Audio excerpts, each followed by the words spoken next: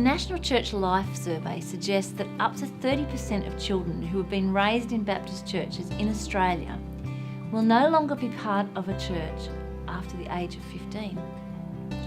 The 2011 census data shows that across denominations, churches are losing as many as 30,000 children each year. There are several key times when this loss occurs.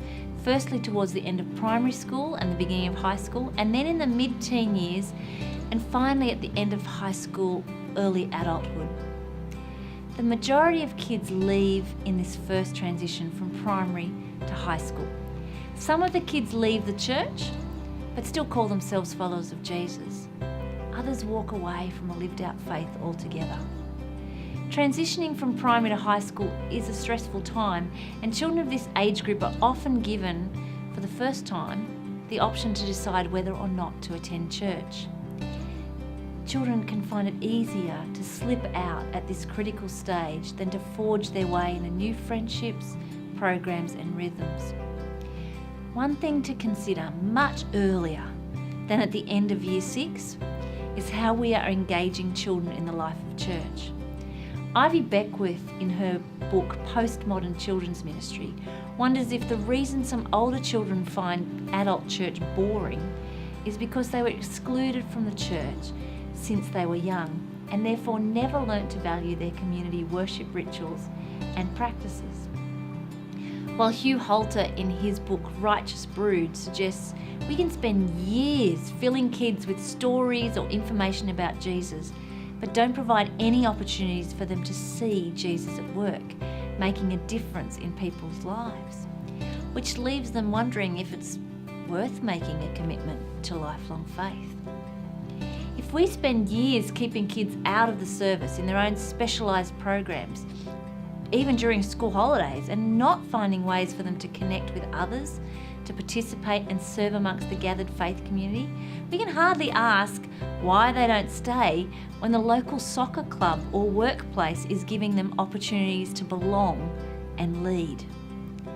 One of the first things you can do to encourage children to find lifelong faith is to start including them in the full life of the church when they are young. These are important things to consider long before the kids are getting ready to head to youth group. And we have other videos in this series that explore a little more about connecting children into the life of the church you can take a look at. But for the next few minutes, let's focus in on one strategy that is helpful in reducing loss of children from the church at this stage of going from primary school to high school. That's transitioning well. Lots of churches are making thoughtful plans to support children in the transition from kids ministry to youth ministry. Here are some ideas to get you thinking about your own context. Firstly, think about the timing of transitions. Most churches seem to make the transition to youth towards the end of Year 6, beginning of Year 7. Bayside Community Church has been deliberate in making the transition at the start of Year 6. See, in this part of Sydney, kids head to a huge variety of high schools, and so new peer groups are a really big part of Year 7. Having a well-established peer group, mentors and routine with church is helpful in preventing loss and giving the kids somewhere they feel is home in a time when lots of other things in life are changing. Whatever timing you decide on, that's okay, but think it through and be intentional. Smooth transitions are dependent on relational connections, and so the leadership structures in your church are vital.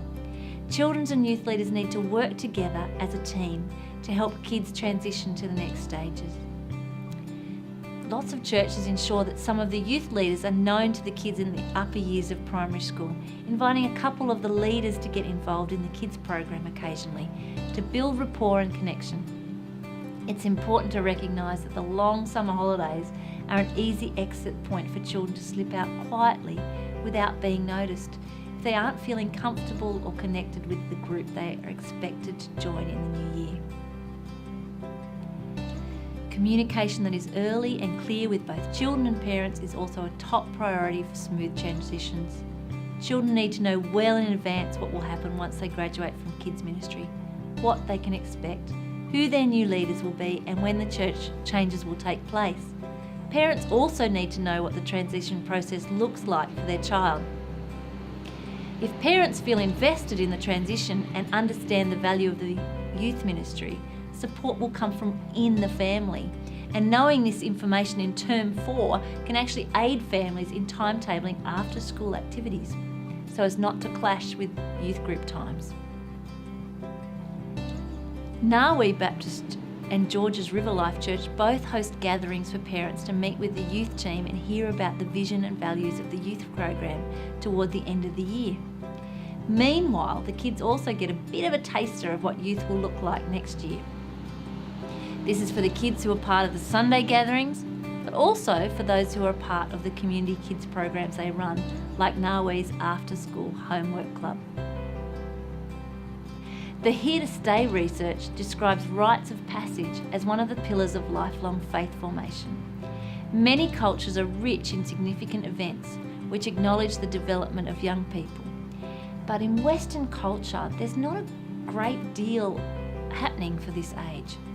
Dr. Arne Rubinstein says that traditional rites of passage events help the child gain a deep and profound sense of belonging within their community.